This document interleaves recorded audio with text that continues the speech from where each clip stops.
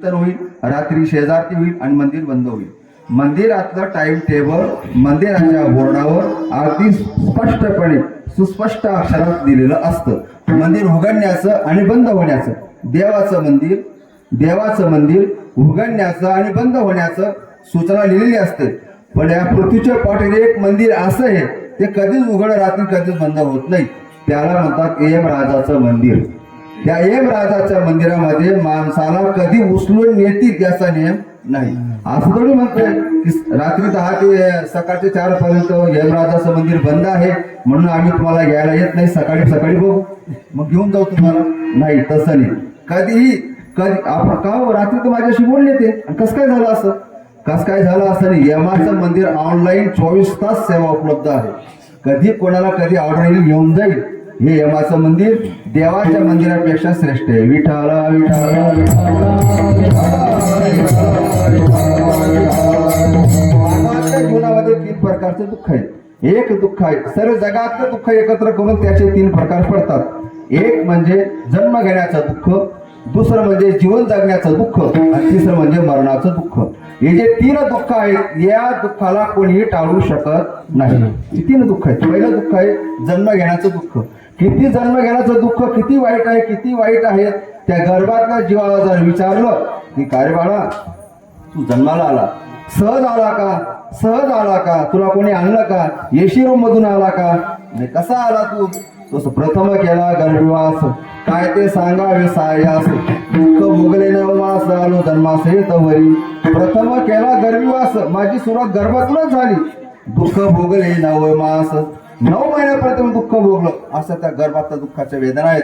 त्या गर्भातला इतका हाल अपेष्ट आहे. जन्म घेण्याचं दुःख आहे, पण जन्माला आल्या सुद्धा परत दुःख आहे. काय एखाद्या वेळेस आठीचा प्रसंग आला, डॉक्टर स्त्री डिलिव्हरी होते, डॉक्टर कधी कधी तिच्या पतिराजाला बोलवतात आणि विचारतात तुम्हाला मुलगा हवा का बाई हवी का पत्नी हवी, विचारतात तरी डॉक्टर. कधी कधी असा अतितटीचा प्रसंग आला तर डॉक्टर सहज विचारतात तुम्हाला मुलगा हवा का पत्नी हवी. त्यावेळेस मनुष्य म्हणतो मला काय हवं, माझी पत्नी हवी आहे. मुलगा नंतर होऊ शकतो पण मला पुन्हा पत्नी मिळणार नाही. असे जीवनामध्ये अतितटीचे प्रसंग येतात. असं दुःख जीवनामध्ये असून सुद्धा मनुष्य जन्माला येतो. आता जीवन जगण्याचं दुःख पहा. जीवन जगताना मनुष्य सोपं जीवन जगतो का? कोणाच्या जीवनामध्ये सोपं जीवन आता तरी राहिलेलं नाही. किती हाल अपेक्षा आहेत, किती हाल अपेक्षा आहेत. नाथ महाराज एके ठिकाणी वर्णन करतात. प्रबोधन करा विठ्ठल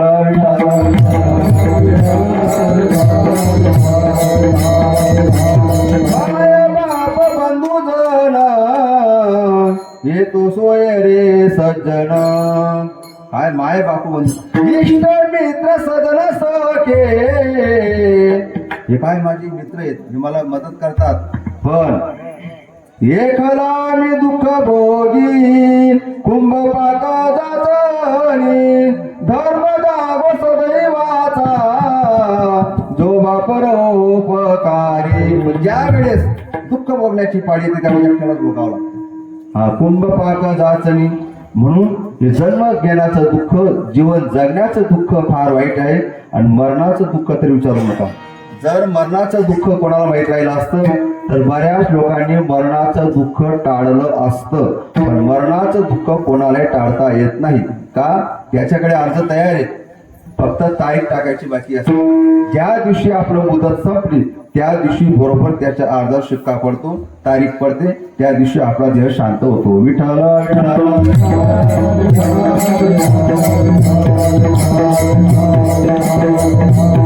मरणाचं दुःख तरी फार वाईट. कोण कसा मरतो, काय मरतात सांगता येत नाही. मरणाचं दुःख फार वाईट. पण मरणाचं दुःख टाळायचं असेल, त्या वेदना टाळायच्या असेल तर संतांच्या संगतीत यावं. संतांच्या संगतीत जर मनुष्य असला तर त्याला मरणाचं दुःख टाळता येणार नाही. पण त्याच्यात ज्या तीव्र वेदना आहेत त्या वेदना तरी त्याला टाळता येतात. विठ्ठल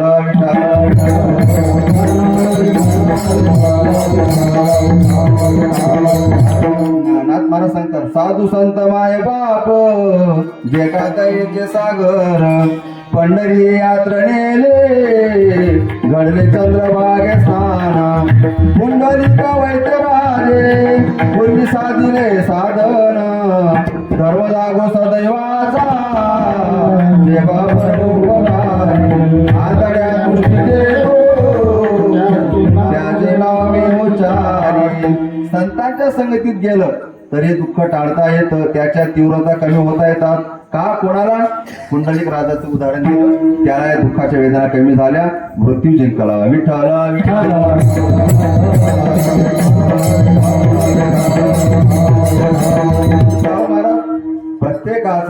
प्रत्येक जण जन्माला येतो, प्रत्येकाचा शेवट हा गोडच होतो का? नाही, प्रत्येकाचा शेवट हा गोड होत नाही. फार भाग्यवान लोक आहेत त्यांच्या शेवट गोड होतो. तुमच्या समोर मी 4-5 दृष्टांत ठेवणार आहे, कोणाचा शेवट गोड होतो. तुम्हाला तुमच्या समोर 4-5 दृष्टांत ठेवतो, कोणाचा शेवट गोड होतो.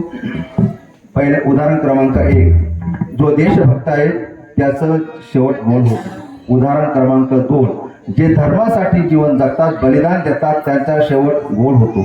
उदाहरण क्रमांक 3, जे समाजसेवा करता करता जातात, त्यांचा शेवट गोड होतो. उदाहरण क्रमांक 4, जे देवाशी वैर पत्करतात, त्याचा शेवट गोड होतो. उदाहरण क्रमांक 6, काही देवाला पाहत जातात, त्यांचा शेवट गोड होतो. विठ्ठल विठ्ठल. देशासाठी गेले त्यांचा शेवट गोड होतो. देशासाठी जे जातात ना, त्यांचा शेवट हा गोड होत असतो. तुमचा आमचा नाही गोड. आपण कुठं मरणार, काय मरणार, आपल्याला कुठं काय करणार सांगता येत नाही. पण जे देशासाठी गेले त्यांचा शेवट गोड होतो. उदाहरण भगतसिंग, राजगुरू, नाही का, काय काय हाल अपेक्षा सहन केल्या त्यांनी. देशासाठी गेले, आजही त्यांचं नाव अमर झालं, त्यांचा शेवट गोड झाला. उदाहरण क्रमांक 2, धर्मासाठी ज्यांनी प्राण अर्पण केला, त्यांचा शेवट हा गोड होतो. कोणाचा गेला प्राण? धर्मासाठी कोणी आपलं जीवन अर्पण केलं? तर उदाहरण देता येईल छत्रपती शिवाजी महाराज, उदाहरण देता येईल धर्मवीर संभाजी महाराज. धर्मवीर संभाजी महाराजांचे जर चरित्र सांगायचं म्हटलं तर आपण सध्या आता वातावरण तेच आहे. आपण सर्वजण तो व्हिडिओ पाहत आहोत. नवे मित्र असं म्हणेल, जो हिंदू असेल त्याने तो चित्रपट पाहिलाच पाहिजे. का? तर तो छावा होता छावा.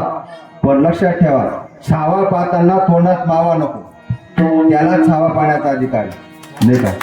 जर तुमच्या तोंडात मावा असेल तर तुम्हाला छावा पाण्याचा अधिकार नाही. छावा होता, किती यातना दिल्या त्याला, किती यातना दिल्या, पकडलं आणलं समोर, औरंगजेब समोर आहे.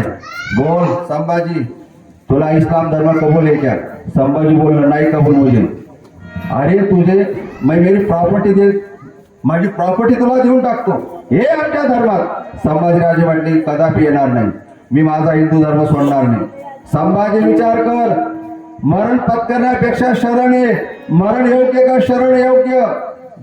संभाजीराजे म्हणतात, मेलो तरी चालेल, पण माझी मान वाकवणार नाही, आणि हा प्राण आणि हा धर्म मी कधी पाठवणार नाही. संभाजीराजेंचे उद्गार आहेत, संभाजी तेरी गर्दन काट डालूंगा मैं, अगर तूने धर्म नहीं छोड़ा तो तुम्हारा.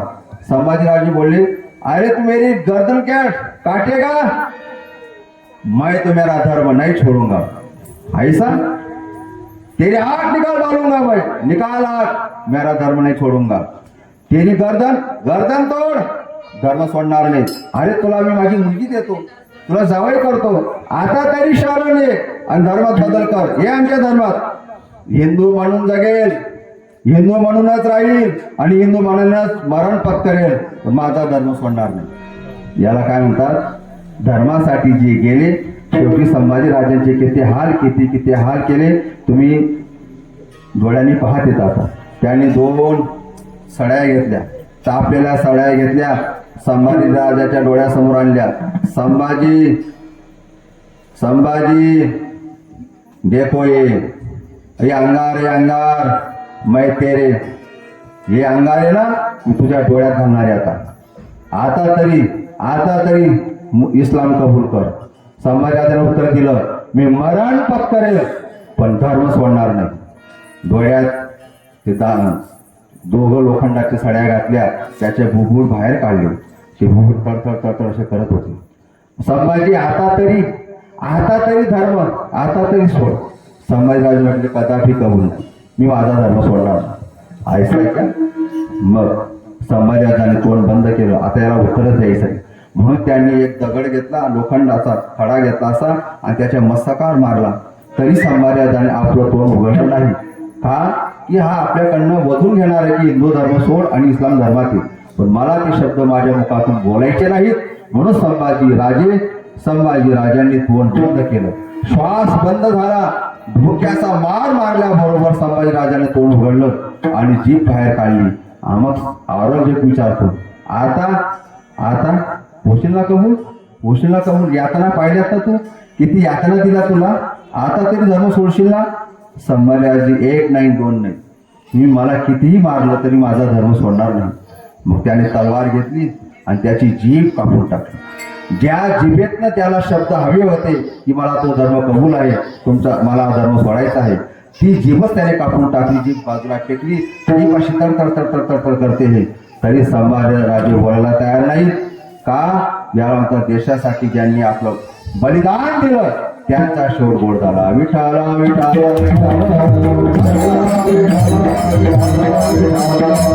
आपण या ठिकाणी सुरक्षित बसलेलो आहोत.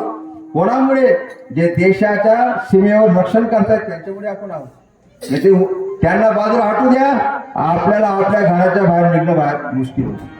म्हणून तर वर्णन केले ना, जब देश में थी दिवाली हम खेल रहे थे होली, जब हम बैठे थे घरों में हो झेल रहे थे गोली, ये मेरे वतन के लोग जरा आँख में भर लो पानी.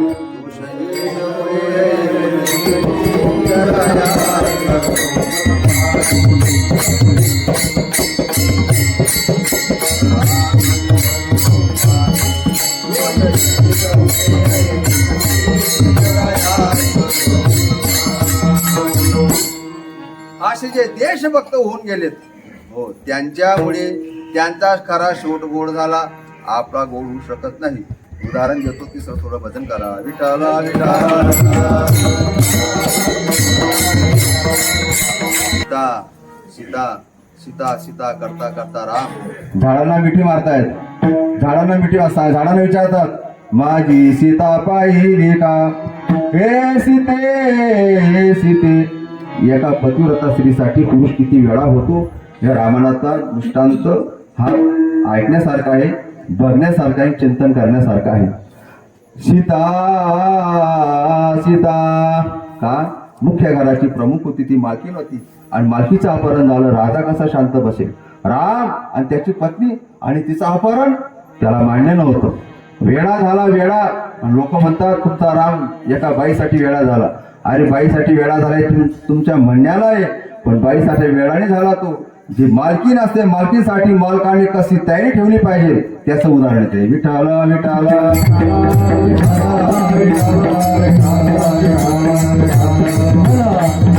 पूर्वीचं उदाहरण आताच उदाहरण आहे का? आता मला कसं सांगेल, तू जा तिकडे इकडे येऊच नको. आमचं महाराज एक उदाहरण सांगायची. म्हणजे एका बाईचा वाढदिवस होता. मालक आला तिला केक घेऊन. केक वगैरे कापला गेला आणि तो म्हटला, का ग आपल्या लग्नाला 5 वर्ष झाले म्हणे. हो म्हणे. मग आता पुन्हा निवडणुका घ्यायच्या का हेच सरकार चालवायचं? कळालं तर ठीक आहे.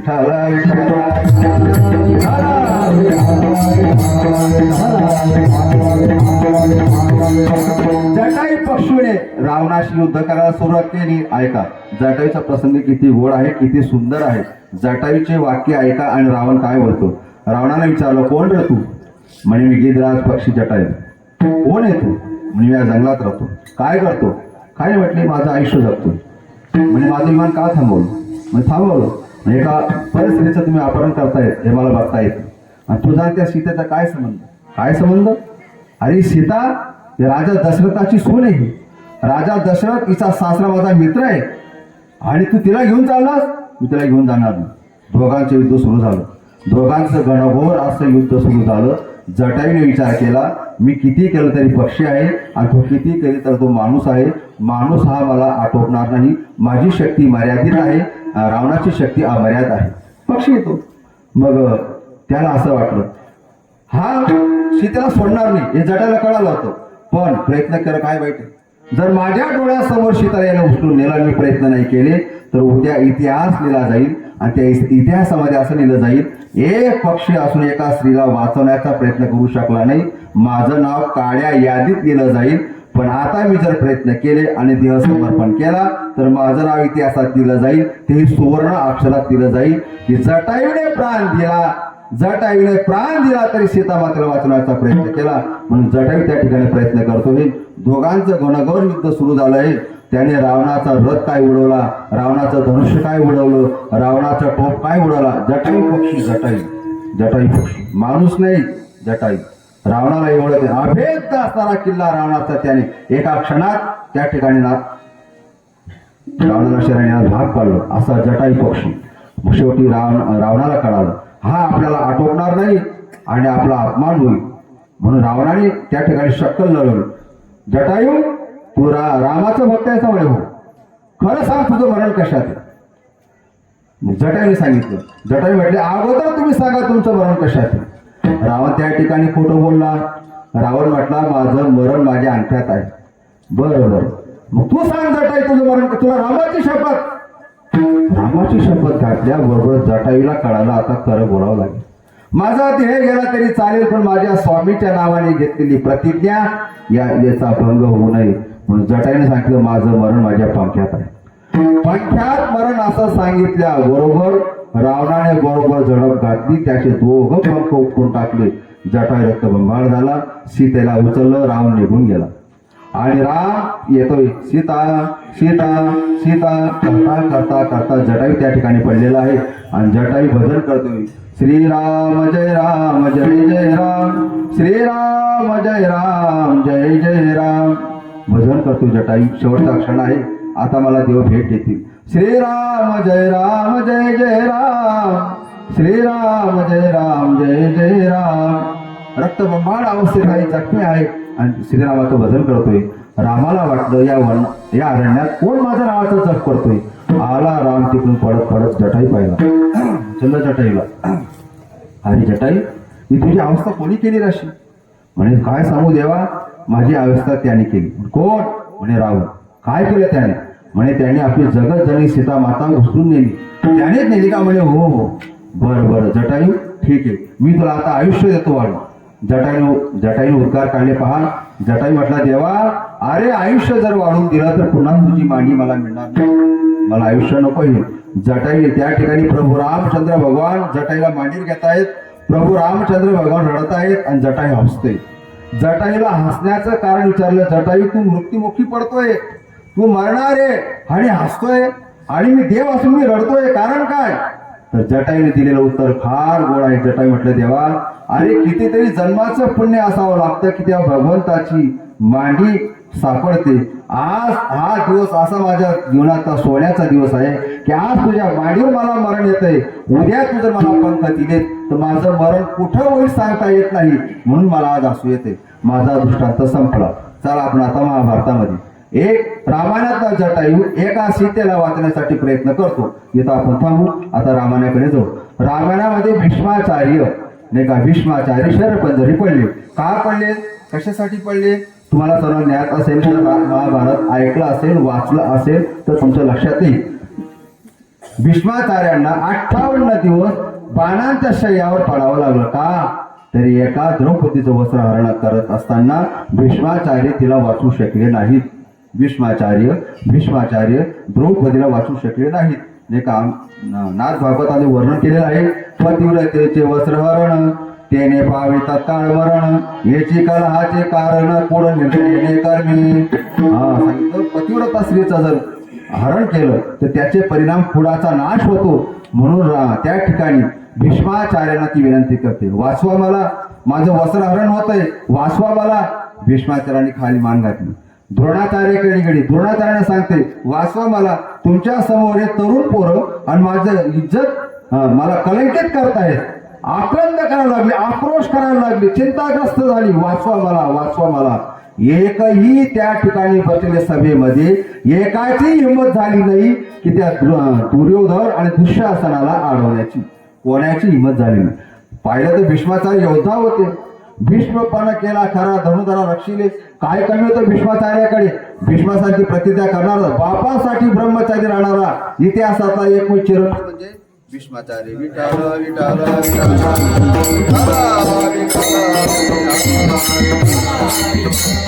भीष्माचार्य तिथं वाचून फेकले असते, पण भीष्माचार्यांनी मान खाली घातली. त्याचा परिणाम भीष्माचार्यांना त्या ठिकाणी युद्ध भूमीवर 58 दिवस आपलं रक्त गाडस तोपर्यंत त्या ठिकाणी राहावं लागलं. उदाहरण माझं हेही संपलं. एकीकडे जटायू पक्षूला प्रभू रामाची मांडी मिळाली एका स्त्रीला वाचवण्याची. एकाकडे भीष्माचार्य जेव्हा शरपंजरी पडले त्यावेळी भगवान श्रीकृष्ण भेटायला आले. भीष्माचार्य रडतायत आणि भगवान श्रीकृष्ण हसतायत. पहा किती प्रसंग कसा आहे. इकडे जटायू हसतोय आणि देव रडतोय, श्रीराम रडतायत, जटायू हसतोय. इकडे भीष्माचार्य माणूस असून रडतोय आणि की भगवान श्रीकृष्ण हसतायत. याचा परिणाम एक माणूस असून एका बाईला वाचू शकला नाही. त्याचे उत्तर आहे सत्य परेशान होता है लेकिन पराजित नहीं होता. विठ्ठल विठ्ठल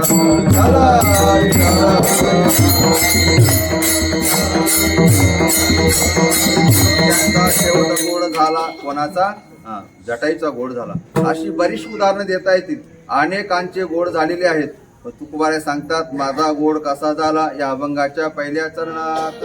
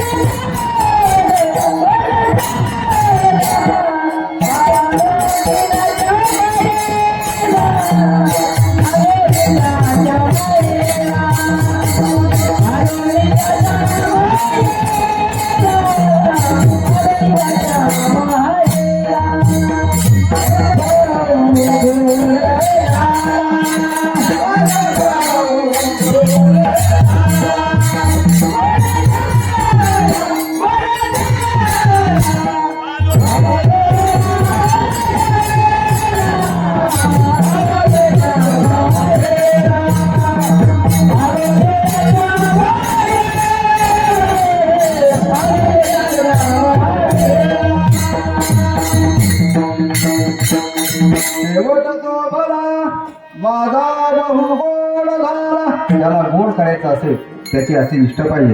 रामायणात अजून एक उदाहरण देतो. गंध वादन नावाचं वानर. इतकी रामावर त्याची अपार श्रद्धा, इतकी श्रद्धा ज्यावेळी तो लंकेमध्ये गेला त्यावेळेस कुंभकर्णाने त्याला पकडलं. पकडल्यानंतर त्याला विचारलं गंध वादनला की पाय तुला पाहिजे ते मिळेल पण रामाचा न होता रावणाचा हो. गंध वादन म्हटला देह गेला तरी चालेल पण रावणाचा नाही होणार, रामाचाच होईल. तरी पहा आज तू झाडपाला खाणारा वानर आहे. तुला रामाकडे काय मिळणार आहे? काय त्याच्याकडे? तोच वनवासाला गेलेला आहे. त्याच्या राज्याचं वाटोळं झालेलं आहे. तो काय तुला देणार आहे? चाल गुवाहाटीला आमच्या बरोबर. बरोबर आहे का नाही? त्या काळातच झालं होतं. चाल आमच्या बरोबर, तुला पाहिजे ते मिळेल. धन्यवाद म्हटलं नाही मी जाणार नाही. अजून लक्षात ठेव, तुला संधी देतो. रामाचा होण्यापेक्षा रावणाचा हो, तुला पाहिजे ते मिळेल. गंधमादन म्हटला वानर असून म्हटला मी रामाचाच होईल. रामाचा राहूनच जगेल, रामाचा होऊनच मरेल पण मी रावणाचा होऊन मरणार नाही, जगणार नाही, राहणार नाही. बर उचल कुंभकर्णाने त्याला आणि सांगितलं पहा अजून विचार कर. वानर रे वानर हातात घेतलं, ची ची करायला लागले ते वानर. त्याला काय बोलता येतं का? त्याला काय आपल्या भावना प्रकट करता येतात का? वानर ते शेवटी त्याला पकडलं. अरे झाड पाला खाणारा वानर आहे, तू विचार कर अजून. तुला रोज घी शक्कर खायला मिळेल आमच्याकडे, रोज चांगले चांगले जेवण करायला मिळेल, तुला पाहिजे ते पदार्थ खायला भेटतील, तुला पैलवान बनवून टाकू हे आमच्याकडे. बघ तुला धरलेलं, तुला सुवर्ण शेवटची संधी. गंधमादन म्हटलं नाही, मी माझा देह गेला तरी चालेल पण मी माझी निष्ठा सोडणार नाही. त्याला पकडलं, दाबला, बरोबर त्याच्या अंगातल्या त्या चिरकांड्या उडाल्या तर सर्व कुंभकर्ण लाल बंब होऊन गेला. आणि जसं एखाद्या भरधाव जाणारं वाहन गाडी, त्याच्या चाकाखाली एखादं कीटक यावं, एखादा पक्षी यावा, एखादं डुक्कर यावं, एखादं काहीतरी मांजर आडवं यावं आणि त्या चाकाखाली दाबलं जावं आणि त्या क्षणाची जसं त्या पक्षीची अवस्था होती तशी अवस्था या गंधमादनाची झाली. त्याला पिळून टाकला, पिळून फुग्यातली हवा काढल्यानंतर फुगा जसा निष्फळ होतो त्याप्रमाणे गंधमादन घेतला आणि गोडा असा खाली टाकला. गंधमादन पडलेला आहे तरी सुद्धा गंधमादन श्रीराम श्रीराम श्रीराम श्रीराम रामावरची निष्ठा त्याची कमी झालेली नाही.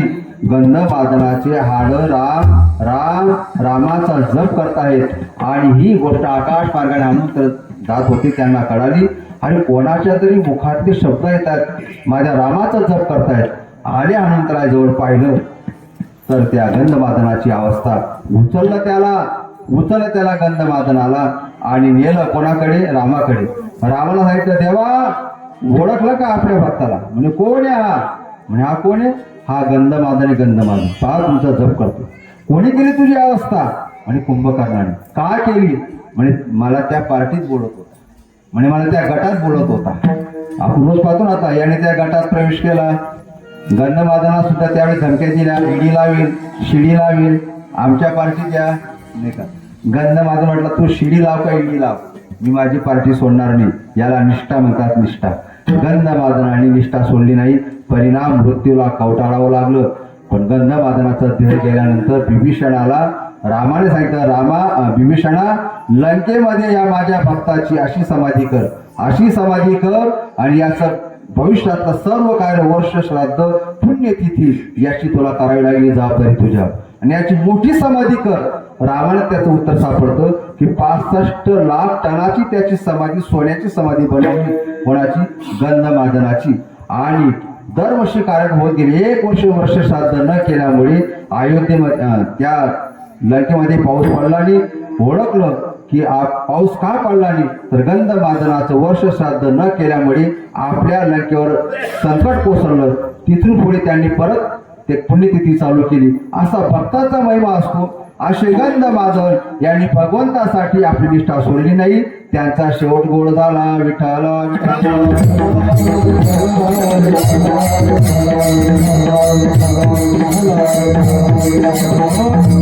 फार महत्वाची नाही का. ज्या मातेच्या आपण ज्या ठिकाणी कार्यक्रम करतोय, किती निष्ठा होती, किती पतिव्रता पण होता नाही का. आमची गुरुजी उदाहरण द्यायचे. एखादी माता माऊली असते, एखाद्या माणसाला जर आपण म्हटलं ना की हा 5 किलोचा दगड आहे, 5 तास धरून ठेव, तुला 500 रुपये देतो.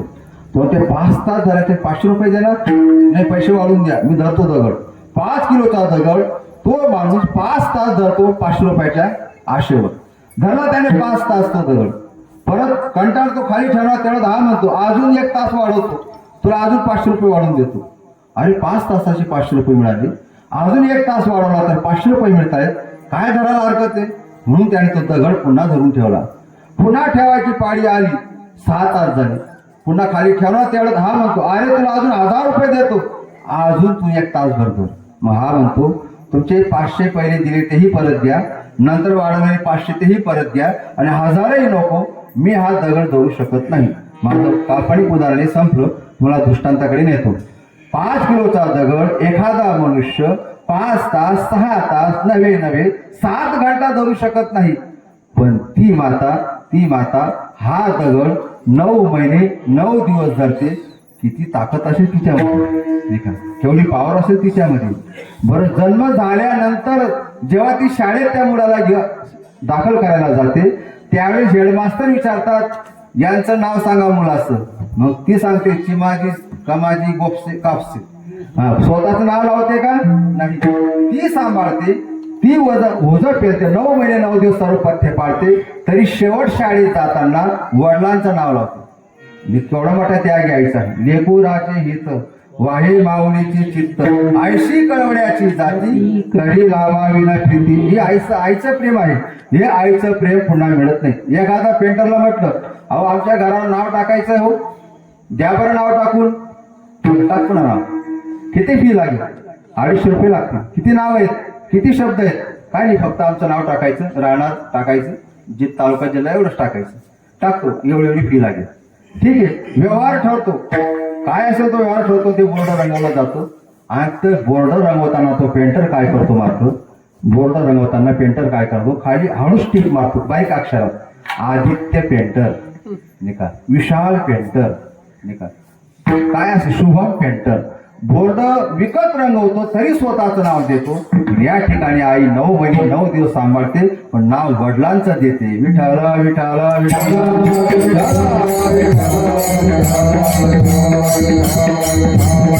म्हणून जगात सर्व गोष्टी मिळतील. नाथ महाराज भागवतात सांगतात सर्व गोष्टी मिळतील म्हटलं. काय पहिली पत्नी मेली तर दुसरी मिळेल, दुसरी मेली तर तिसरी मिळेल. आता काही शक्य नाही म्हणा, ते पूर्वीचे उदाहरण आहे. आता काही शक्य नाही. आमच्या आळंदीला तर इतके पूर नवतरुण एवढे नवरदेव आहेत.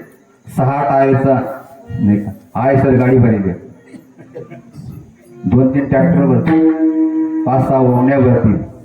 एवढे नवरदेव कामे काय इटल्यावर बसवावे लागतील.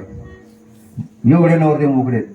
जुनं उदाहरण आहे. नाथ मला सांगतात भागवतात की आई पहिली पत्नी मेली तर दुसरी मिळेल, दुसरी मेली तर तिसरी मिळेल, तिसरी गेली तर चौथी मिळेल. पत्नी पुन्हा पुन्हा मिळू शकते. ऐका लक्षात, पत्नी पुन्हा पुन्हा मिळते, पण आई पुन्हा मिळत नाही. ऐका बोल.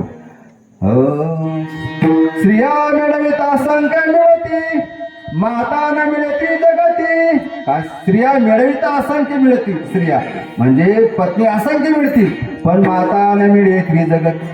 आईसे जे सज्ञान जाणती, ते ऐकती ना धर्मपत्नी. विठाला विठाला म्हणतो म्हटलं ना कोणते आई स्वामी तिने जगाचा पुढारी. चुकलं का माझं? काय म्हटलं मग? स्वामी तिने जगाचा भिकारी. कशासाठी? आई नसेल तर तो भिकारी आहे. ज्याच्या जीवनात आई आहे तो श्रीमंत आहे. कारण आईचं प्रेम, आईचं वात्सल्य, आईची भावना ही मुलाशिवाय कोणालाच कळत नाही. कारण का नाथ महाराज सांगतात विठाला विठाला.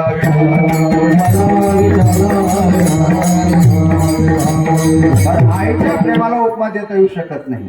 आईच्या जित्या त्रिकाळी न म्हण कदाना करावे त्यांच्या येळनं. जिवंतपणेच आई वडिलांची इच्छा तृप्त केली ती त्याला वर्ष श्राद्ध घालायची सुद्धा गरज नाही. नाथ महाराज सांगतात त्याला ह्या लौकिक करायची काहीच गरज नाही, नाही का.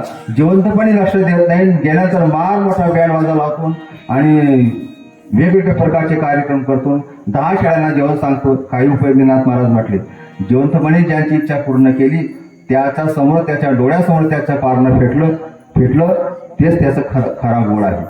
हे लौकिक अर्थ आहे. हे अलौकिक सेवा तीच खरी आहे. जिवंतपणे त्यांची सर्व इच्छा पूर्ण करणं हीच खरी लौकिक कार्य. विठाला विठाला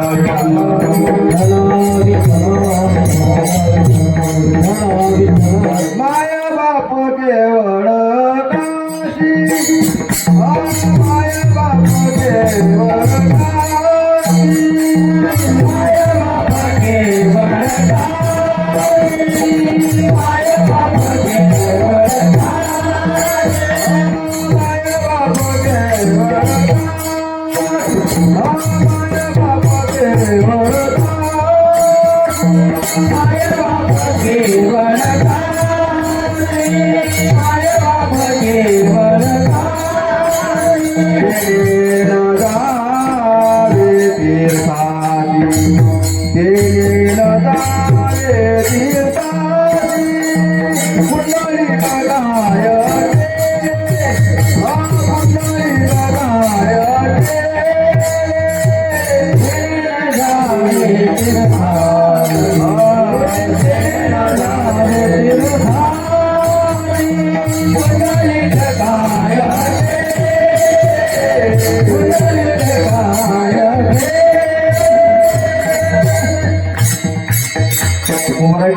सांगतात जिवंतपणी सेवा हीच खरी तीर्थयात्रा आहे त्यांची.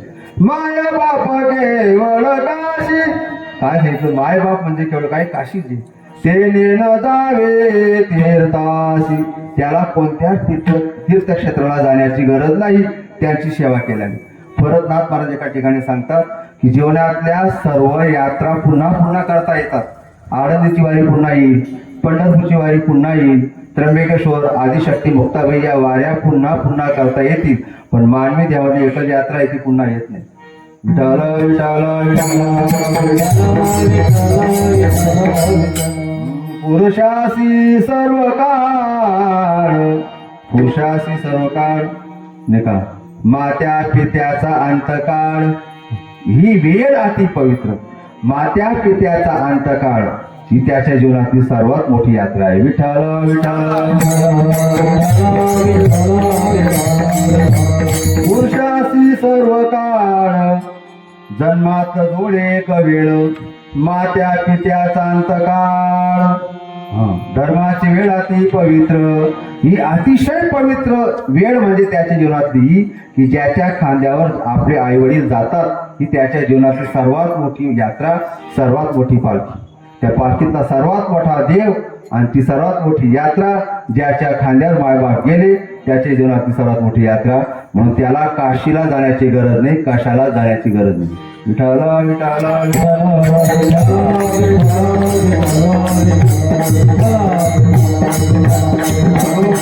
ज्या आईच्या कुशीत आपण वाढतो, ज्या बापाच्या सावलीत आपण वाढतो, त्या आई बापाचे अनंत असे उपकार आपल्यावर असतात. त्या उपकाराची जगातल्या सर्व कर्माची नोंद आहे बरं का. जगातलं सर्व कर्माची नोंद ठेवायला माणूस आहे, पण आई वडिलांच्या उपकाराची नोंद ठेवायला जागाच नाही. का नाही? पेनाची शाई संपते, कागद संपतात, तरी त्या आई वडिलांचे उपकार त्या कागदावर लिहिले जात नाही. इतके अगणित उपकार. लोक म्हणतात कसं काय महाराज, असं कसं काय होईल? आणि तसंच आहे ना. आमचे गुरुजी उदाहरण द्यायचे, गीतामध्ये श्लोक सांगायचे, ते म्हणायचे पहा, 1000 गाई आहेत, 1000 गाई, 1000 गाई एका ठिकाणी बांधलेल्या आहेत. किती? 1000 गाई एका ठिकाणी बांधलेल्या आहेत. आणि एक वासरू सोडायचं, ते वासरू बरोबर 1000 गाईंमध्ये आपल्या आईला ओळख, ते वासरू 1000 गाईंमध्ये बरोबर आपल्या आईला ओळखून काढतं. तसं कर्म हे तुम्ही किती लपण्याचा प्रयत्न केला, तुम्ही कुठे असाल, तुम्हाला ओळखल्याशिवाय राहत नाही. तुम्ही लाखो लोकांमध्ये राहा, तुम्ही ना मी काही करायला पंढरपूरच्या वारीला जाईल, तू 7 लाख लोकांमध्ये जा, ते कर्म तुला 7 लाख लोकांना उचलून जाईल. कर्माचा सिद्धांत कोणाला चुकत नाही, कर्म कोणाला चुकत नाही. विठाला विठाला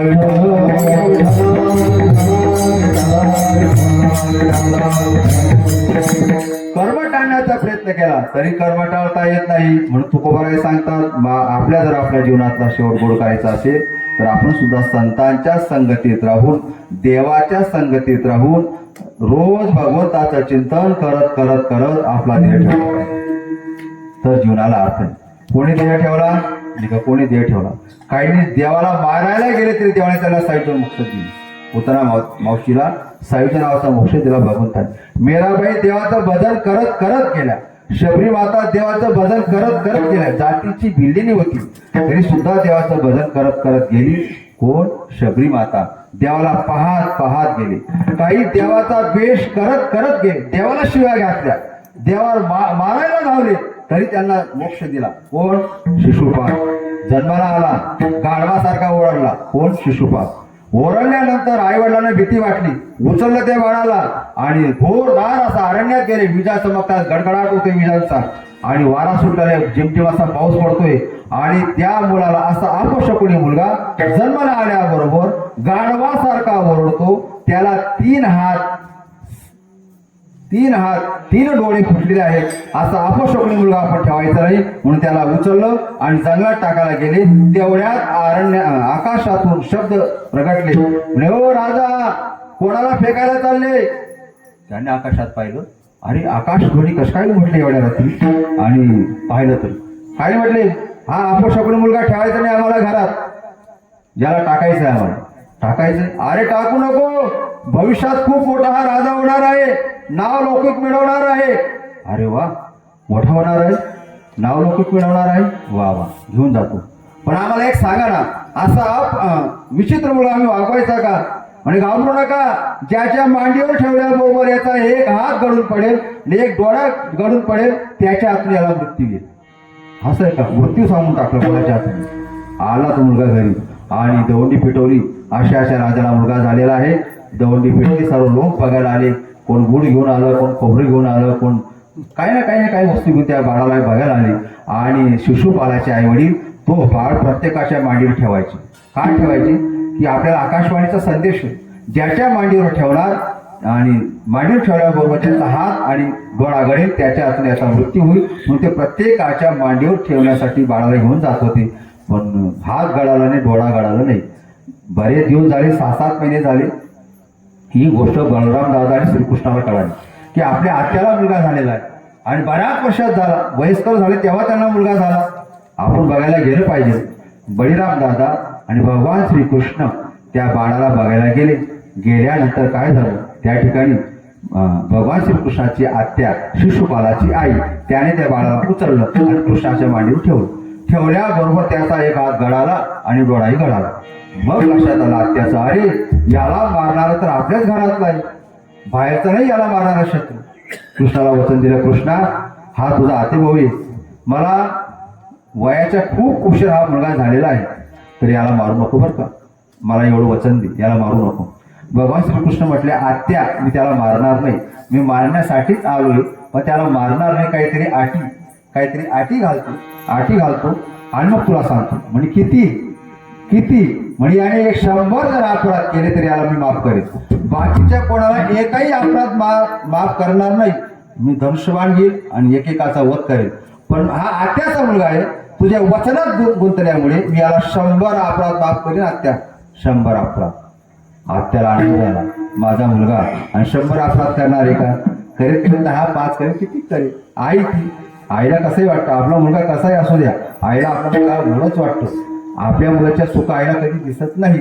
तसं माझा मुलगा किती चुका करेल, किती भांडणं करेल, जास्तीत जास्त 10-15 याच्या पलीकडे नाही उभ्या आयुष्यामध्ये. पण शिशुपाल होता तो, त्याला देवाच्या हातचं मरणच होतं. शिशुपालाने काय केलं, आपल्याला सर्टिफिकेट मिळाल्यामुळे शिशुपाल काही आवरला गेला नाही. त्याला बिअर बारचा परवाना मिळाला, तो आवरला नाही. तसं त्याला परवाना मिळाला, तो आवरला गेला नाही. तो भगवान श्रीकृष्णाला काही पण बोलायला लागला. काही बोलता बोलता बरेच अपराध झाले, त्याचे 100 अपराध पूर्ण झाले. विठाला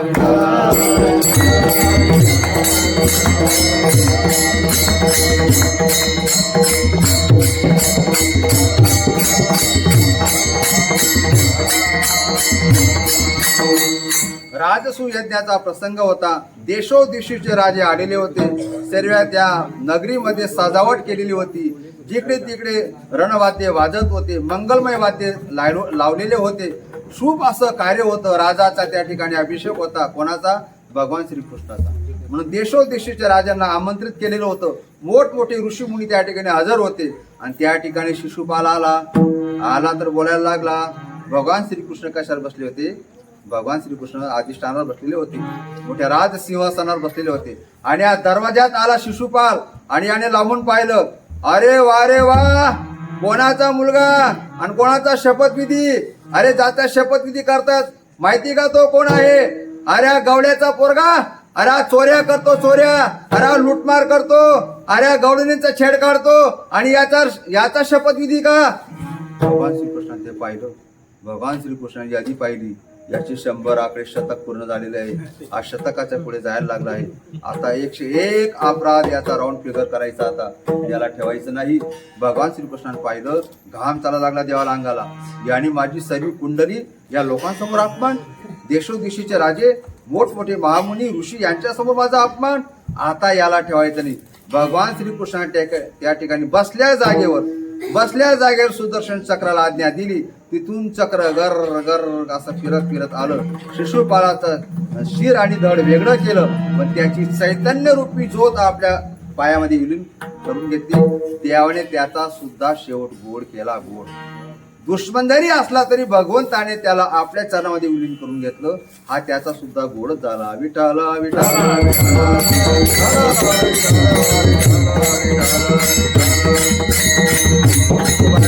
शेवट माझा तो बाला माझा गुण झाला आलो निजाच्या माहेरा अभंगाच्या दुसऱ्या चरणात आलो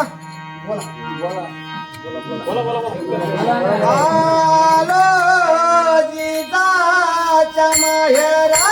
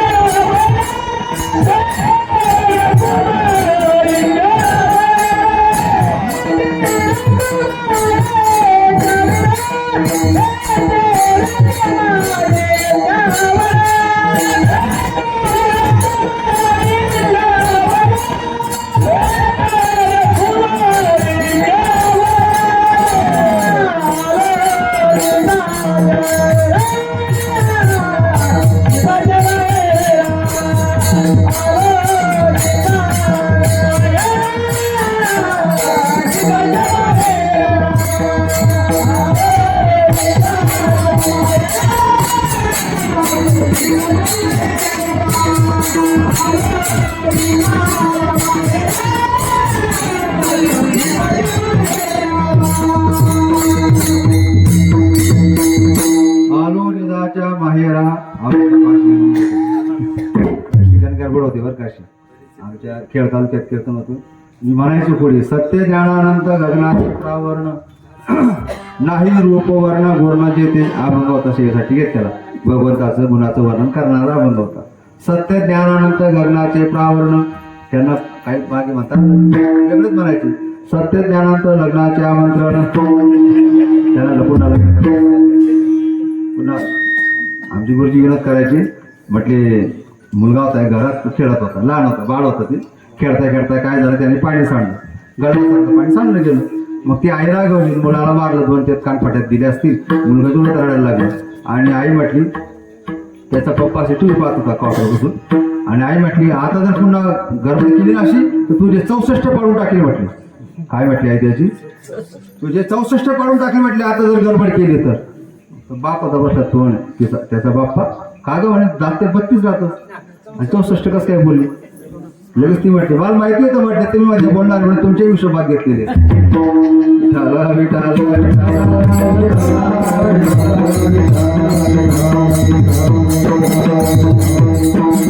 विनोद करायचे म्हटले पूर्वीच्या शाळेत इन्स्पेक्शन व्हायचं आता होतं का नव्हतं काय माहित नाही पण एका शाळेमध्ये सर गेले म्हटले इन्स्पेक्शन करायला आणि अगोदर त्यांनी लेटर दिलं की आम्ही इन्स्पेक्शन अशा तारखेला अशा वेळेत येतोय तुम्ही विद्यार्थ्यांची पूर्वतयारी करून ठेवा मग इन्स्पेक्शनला साहेब गेले आणि गेल्यानंतर 8वीच्या वर्गात गेल्यानंतर विचारलं सरांना अगोदर विचारून घेतलं म्हणजे विचारू का प्रश्न मुलांना सर म्हटले टीचर म्हटले विचारा आमच्या मुलाची फुल तयारी कोणताही प्रश्न विचारा सगळ्या प्रश्नांची उत्तर ती देते मग साहेबांनी प्रश्न विचारला आणि मुलांना मुलं एकदम लटलट करायला लागली आता काय विचारता आणि काही नाही साहेब मोठ्या आयुष्याने आलेले आहेत म्हणजे विचारा साहेब मुलांनी विचारायला सुरुवात केली साहेब हुशार होता चाप्टर होता साहेबांनी यांना आता प्रश्नांची उत्तर विचारायची नाहीत यांना वेगळ्याच धर्मनावांचा प्रश्न विचारला साहेबांनी प्रश्न म्हणजे काय मुलांना या वर्गात कोणी गाढव असेल तर उभा राहा काय म्हटले साहेब कोणी गाढव असेल तर उभा राहा मग सर्व पोर एकमेकांकडे बघायला लागले तू गाढव आहे का म्हणजे बापन नाही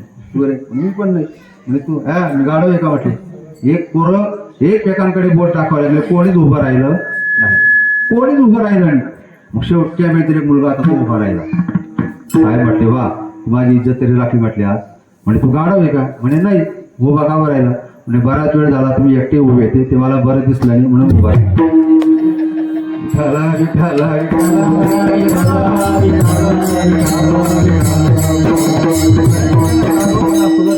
आमची गोष्ट एक उदाहरण द्यायचे. म्हटलं एक म्हातारी होती गावामध्ये, खूप वयस्कर होती आणि ती जुनी म्हातारी होती. पण तिला मोठेपणाचा लय हाऊस त्या म्हातारीला. कोणाच्या मुलीचं लग्न झालं की त्या लग्नात ती लगेच जायची. तिला नाही बोलवलं तरी जायची. आणि लग्न झालं तिच्या ज्या मैत्रिणी राहायच्या आजूबाजूच्या सख्या त्या मैत्रिणीजवळ जायची. आता तिचं झालं बरं का, आता तुझंच राहील पुढचं, आता तुझाच नंबर. तिचा नंबर लागला लगेच पुढच्या लग्नाला परत ही म्हातारी जायची. त्या सख्या पुण्यात असेल तशा तिच्या मैत्रिणी बरोबर. आता तिचं झालं बरं का, आता पण तुझा नंबर तिसरा. प्रत्येकाला काढायची ते गावातून, प्रत्येकालाच काढायची. आता तुझाच नंबर, आता तुझाच नंबर, आता तुझाच नंबर अशी म्हणायची म्हातारी. दिवशी काय झालं, गलीत कोणतरी म्हातारी मेली. मी पुरी कळालं सर्व कॉलेजच्या मुली या सर्व मुली एकत्र आल्या आणि आपण आता म्हातारीकडे जाऊ. म्हातारीकडे म्हणे काय ते आपल्याला प्रत्येकाला म्हणते ना, आता तुमचाच नंबर, आता तुमचाच नंबर, चला म्हणे आपण आता. गेल्या सर्व मुली म्हातारीकडे. म्हणे आजी या इकडे बाहेर. हाय आली बाई. म्हणे काय झालं? म्हणे कोण गेलंय? हा ना गंगूबाई आज सकाळीच गेली 5 वाजता. गेली का? म्हणे हो. मग आता तुमचाच नंबर पुढचा. काय म्हणते मुली? आता पुढचाच नंबर तुमचा, तुम्हाला कळाला असेल तरी ठीक आहे. विठाला विठाला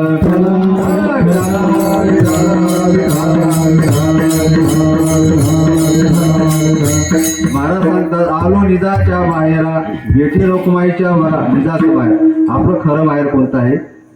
पंढरपूरचं आहे. जिथून आपण आलो तिथं आपलं माहेर आहे. आता उदाहरणार्थ इथली मुलगी आहे, एखाद्या गावाला दिली, त्या गावाला दिला तर ते तिचं काय सासर आहे. हे काय आहे? माहेर आहे. माहेरच्या वस्तूंवर सासरच्या मुलीचा हक्क नसतो.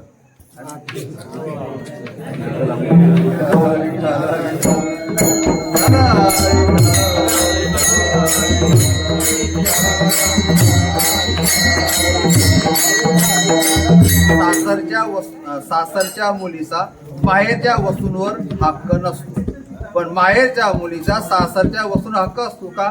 तेजी लेकुडी एका पतीमुळे ती भाऊबंदकीचा त्याग करते, नातलगांचा त्याग करते, कुळाचा त्याग करते, गावाचा त्याग करते. एका मुलासाठी सर्वांचा त्याग करून ती पतीच्या घरी नांदायला जाते. म्हणून पतीच्या वस्तूंवर तिचा सर्व हक्क असतो. पतीच्या नवे नवे सावर जंगम इस्टेट हिच्यावर सुद्धा तिचाच हक्क असतो. पती जर वारला तर पतीनंतर तिचं नाव त्या ठिकाणी लावलं जातं. एवढा हक्क तिला मिळतो. म्हणून थोडक्यात सासरच्या वस्तूंवर तिचा हक्क असतो, पण माहेरच्या वस्तूंवर तिचा हक्क नसतो. पण तुकोबाराय सांगतात आम्हाला सासर नकोय का? की सासरमध्ये जीव हा परतंत्र असतो आणि माहेरामध्ये जीव हा स्वतंत्र असतो. सासरमध्ये सुनबाईला लवकर उठावं लागतं नाही का, उठवण्याची पद्धत पण वेगळीच असते. सासूबाई पूर्वीच्या काळात उठवायची, झपकन चादर ओढायची आणि म्हणायची तुझ्या आईने तुला काही वडण लावलं की नाही? 5 वाजले तरी ती झोपते, उठ लवकर, उठवण्याची पद्धत सासरला. पण तीच मुलगी जर माहेरला आली आणि 9 वाजले तरी भाऊ म्हणतो कागद दिदे 9 वाजले, किती वाजेपर्यंत झोपते? त्यावेळेस आई म्हणते हे झोपू दे रे पिंट्या माझ्या बहिणीला, माझ्या ताईला, कारण तिला तिथं लय काम पुरतं आहे का नाही. सासरला केवढं जीव परतंत्र आहे, पण माहेराला जीव हा स्वतंत्र आहे. विठाला विठाला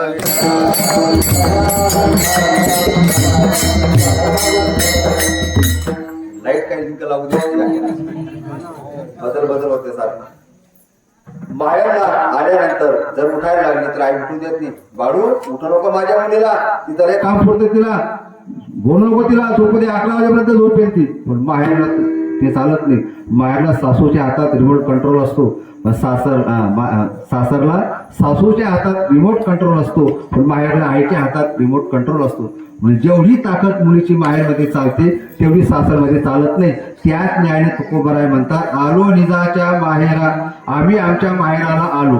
माहेराला आल्यानंतर आम्हाला जो आनंद प्राप्त झाला त्या आनंदाला तोड नाही, त्या आनंदाला जोड नाही.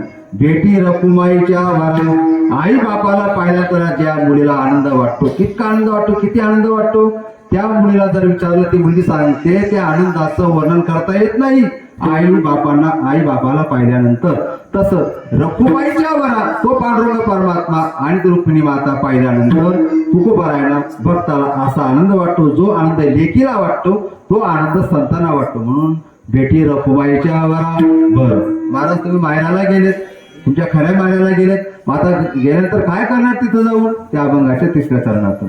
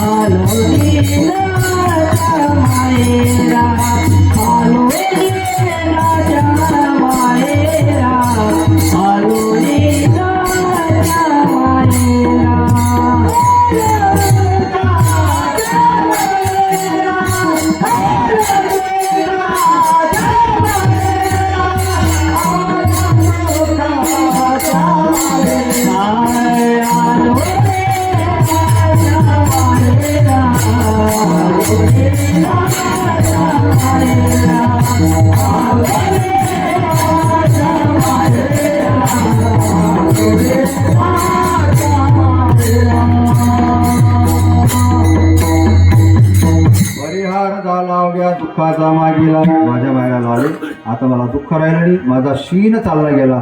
उभं आयुष्यभर मी जो संसार केला त्या संसाराचा शीन एक जसं लेकीला मायरा आल्यानंतर आईवडिलांना पाहिला तर शीन चालला जातो, तसं माझा सर्व शीन हा पांडुरंग परमात्माला पाहिल्यावरून निघून गेला, ती निश्चिंत राहिली. म्हणून तुकोबाराय शेवटच्या चरणात सांगतात, ज्ञानोबा सुद्धा सांगतात, जाई लगे माये तया पंढरपुरा भेटेन मायरा आपुलिया. अवघे क्षेत्र लोके आनंदाची आता चरणी जगन्नाथ माये जगन्नाथ बाप जगन्नाथ. सर्व संतांनी आपल्या देवाला मायरच म्हटलेलं आहे. आणि शेवटच्या सणात सांगतात महाराज, तुका म्हणे वाणी गेली आता घेऊ धनी. काय वर्णन करावं महाराज, तुम्ही मला पृथ्वीवर पाठवलं, माझ्याकडे एवढी सेवा करून घेतली, ज्या देवाने मला या पृथ्वीवर पाठवलं आणि जसं पाठवलं तसंच मला नेलं, म्हणून तुमचं वर्णन करू शकत नाही. आमच्या मामी गेल्यात, वत्सलाताई गेल्यात, हे आपला कुंकू सोबत घेऊन गेल्यात नाही का, आपला संसाराचा झेंडा सोबत घेऊन गेल्यात. त्यांनी कोणत्या प्रकारची एवढी भावसू दिली नाही, म्हणून देव सुद्धा त्यांना मोकळी वाटते, देव सुद्धा त्यांना आपल्या मांडीवर घेईल. का की अशा लोकांना देवाची फार आवड नाही का, कोणत्याही प्रकारचं उणीव न भासवता, कोणत्याही प्रकारचं मनात खंत न धरता, जे सहजपणे आपला देह समर्पित करतात भगवंताला, ते फार आवडतात. म्हणजे एका जनार्दनी ऐसा ज्याचा नेम तो देवा परमपूज्य जगी. मला या ठिकाणी सेवा करायला बोलवलं.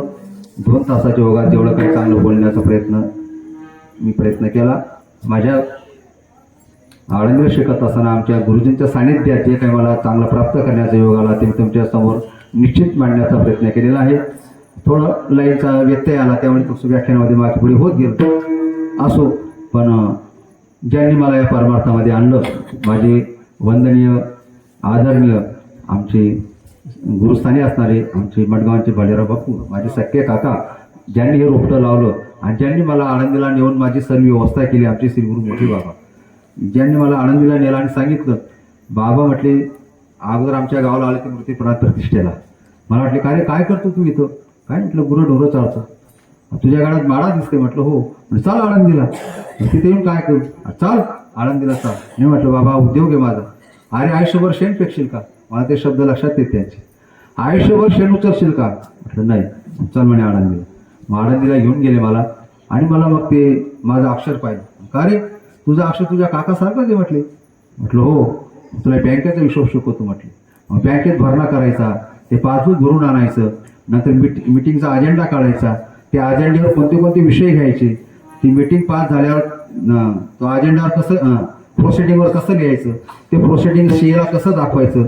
बाबांनी मला हे सर्व शिकवायचं. म्हणजे सर्व थोडक्यात ऑडिट करायचं. वारकरी शिक्षण संस्था जगातली एक नंबर. ज्या संस्थेत विद्यार्थ्याला फी नाही, शिक्षकाला पगार नाही, फक्त आणि फक्त लोक आश्रयावर चालणारी वारकरी शिक्षण संस्था. आज मोठमोठी कीर्तनकार ज्या संस्थेने घडवले, गोग महाराज सारखे, उघडीकर महाराज सारखे, संजय महाराज पाचपोर सारखे मोठमोठे कीर्तनकार ज्या संस्थेने घडवले, त्या संस्थेचा हिशोब, त्या संस्थेचं ऑडिट बाबा मला करायला लावायचे. रात्री अपरात्री बाबा यायचे प्रवास करून, पण अगोदर मला फोन करायचे, हे मी येतोय बरं का, सर्व दप्तर तयार ठेव, बँकेचे पासबुक, चेकबुक, सर्व फाईल, बिलाचे फाईल तयार ठेव. रात्री 2 वाजता जरी आले तरी मला उठवायची, हा पैसा जमा कर देणगीचा, मागे सही कर, मिळाले म्हणून. एवढं बारीक लक्ष बाबांचं होतं. रात्री 2 वाजता सही घ्यायची, सकाळी भरणा करायला बँकेत पाठवायची, आणि ती एंट्री मारली, ती पाहिली, त्या बाबांना समाधान वाटायचं. सकाळी बाबा दर्शन, चला बाबा दर्शन, नाही पहिले मला शिल्लक दाखव किती, प्रोसिडिंगची अखेरची शिल्लक, ती शिल्लक बघितली की मग बाबा दर्शनाला जायचे. बाबा म्हणायचे, आपल्या वाट्याला आलेलं कर्म ही आपली ईश्वराची पूजा आहे. आपलं कर्म सोडून जर आपण सर देव करत राहिलो, देवाला मांडण्याने ती सेवा. तुम्ही शेतकरी आहात, देव तुम्हाला घरी भेटायला येईल. तुम्ही उद्योगी आहात, देव तुम्हाला घरी भेटायला येईल. तुम्हाला तिथं जायची गरज नाही. आपल्या कर्मातच देव पाहणारे बाबा होते. आणि भगवान किती सांगतात ना, कर्मण्यवादी काळसेवा फलिशुका जाचा, तू कर्म कर, फळाची इच्छा करू नको, देव तुला आपोआप फळ देईल. म्हणून बाबा असे होते. नंतर मिटिंगा यायच्या, बाबा कुठेही फिरायला जायचे, मला घेऊन जायचे, सांगायचे आमच्या संस्थेचा पोरगा आहे, हा शिकलेला आहे. पण बाबाला नेहमी म्हणायचे, पहा तू आळंदी सोडून जाऊ नको, मी तुझी सर्व व्यवस्था लावून देऊ. काय म्हणायचे बाबा? रात्री 2 जरी वाजले तरी बाबा सर्व हिशोब घ्यायचे.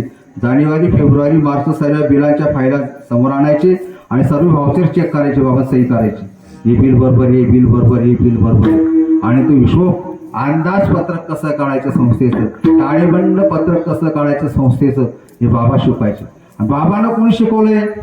SP कॉलेजचे प्राचार्य, SP कॉलेज पुण्यातलं दांडेकर मामा त्या कॉलेजचे प्राचार्य होऊन गेले. SP कॉलेज पुण्यातलं सर परशुराम भाऊ महाविद्यालय पुणे, त्या कॉलेजचे प्राचार्य, SP कॉलेजचे प्राचार्य मामासाहेब दांडेकर, ते बाल ब्रह्मचारी होते.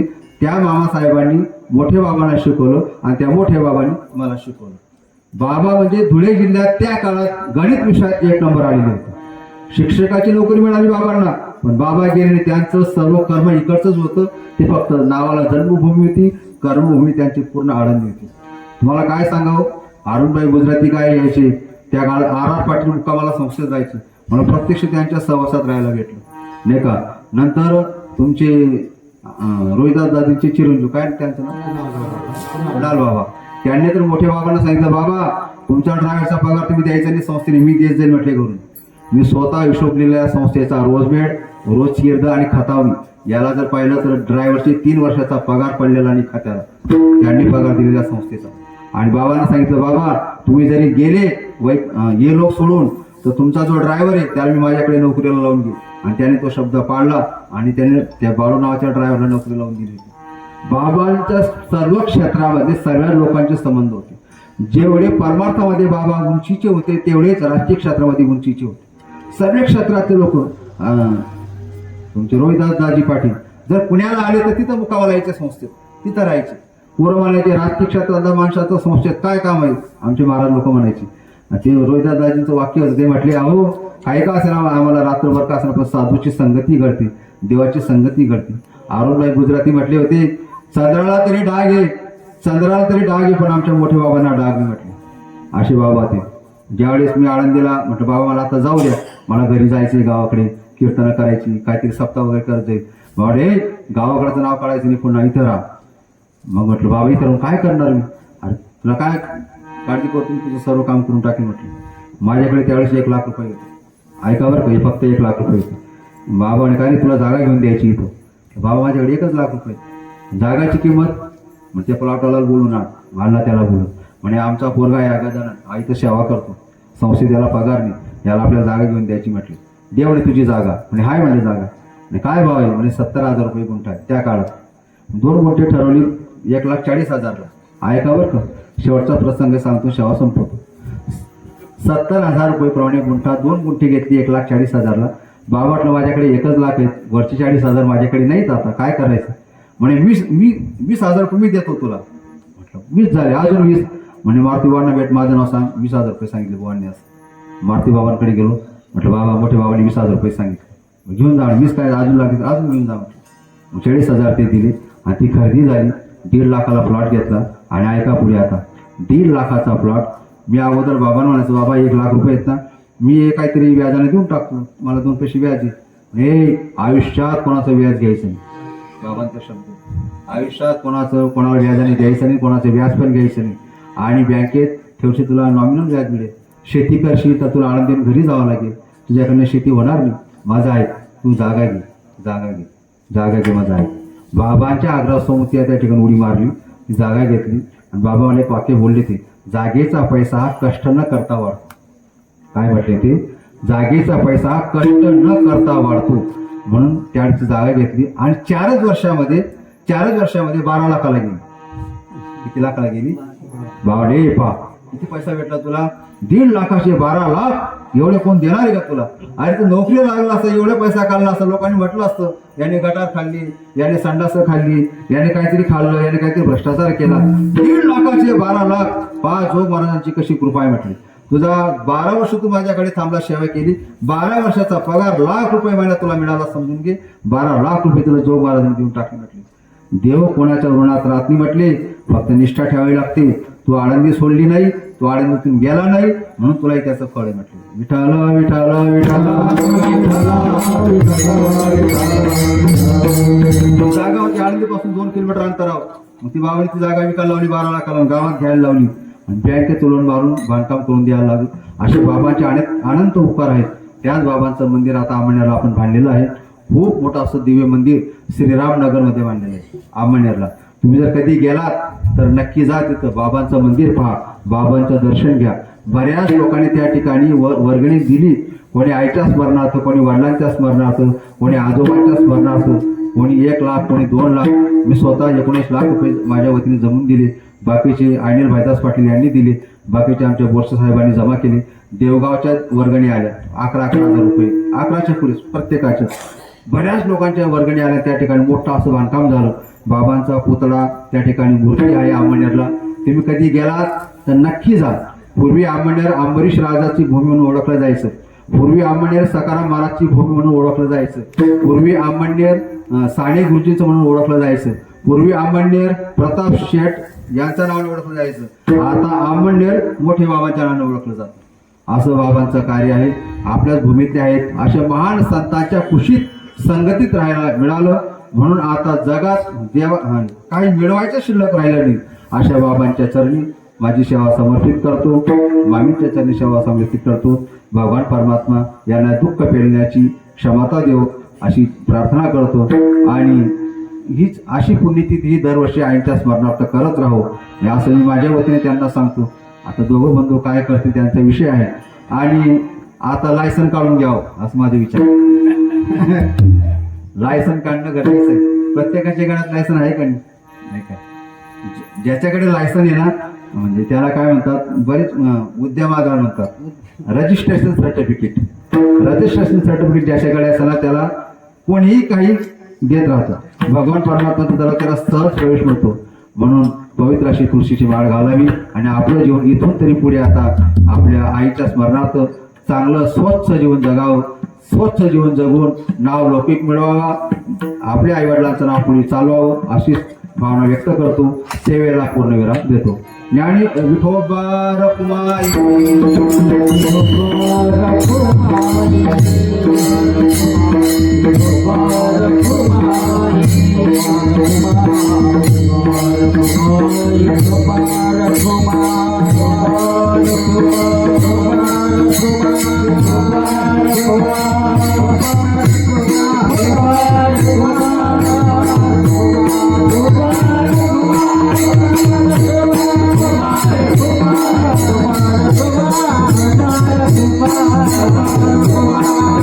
Thank you.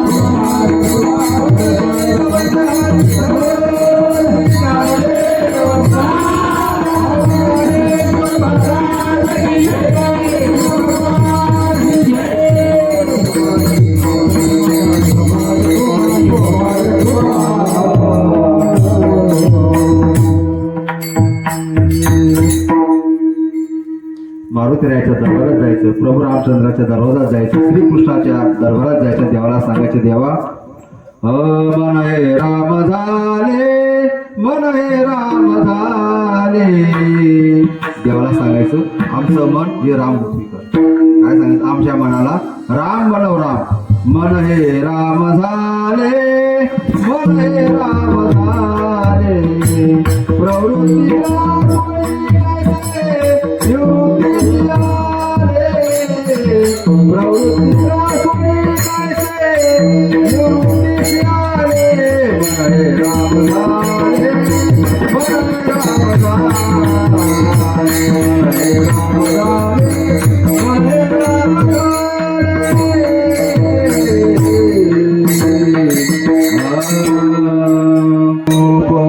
गोजिरे सगुण भगवष्टी पुढे ऐसा तुझी राय.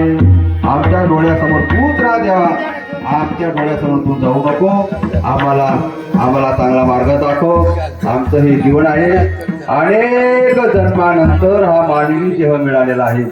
मानवी देहामध्ये आल्यानंतर आम्ही का बरं वाईट कर्म करायचं का?